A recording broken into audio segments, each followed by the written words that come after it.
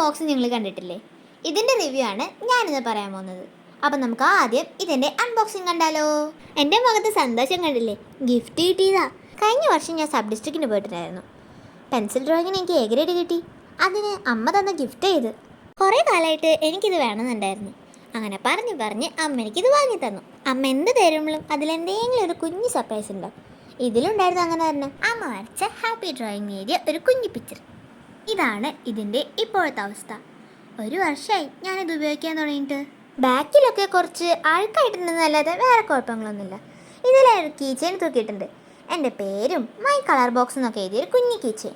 എന്നാൽ നമുക്കിത് തുറന്നു നോക്കിയാലോ. സിബിനൊന്നും യാതൊരു കുഴപ്പമില്ല. ഇത് തുറന്നു നോക്കി കഴിഞ്ഞാൽ നമുക്കിവിടെ റൂളറും ഷാർപ്നറും ഇറേസറും ഒക്കെ നമുക്ക് ഇട്ട് വയ്ക്കാം. പിന്നെ നമുക്ക് അപ്പുറത്തെ സൈഡിൽ പെൻസിൽസ്, പെൻസ് അങ്ങനെ അടന്ന് വയ്ക്കാം. ഏറ്റവും ബാക്കിൽ നമുക്ക് നോട്ട് പാഡൊക്കെ വേണമെങ്കിൽ വയ്ക്കാം. ഞാനിവിടെ കളർ പെൻസിൽസും സ്കെച്ചാണ് ഇട്ടിരിക്കുന്നത്. ഞാനിത് കൂടുതലും കൊണ്ടുപോകാറ് ഡ്രോയിങ് കോമ്പറ്റീഷൻസ് വരുമ്പോഴാണ്.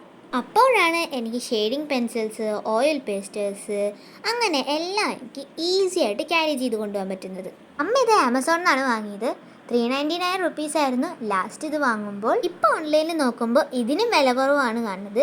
സംഭവം അടിപൊളിയാണ്. ധൈര്യമായിട്ട് നിങ്ങൾ വാങ്ങിക്കോ. Thank you for watching.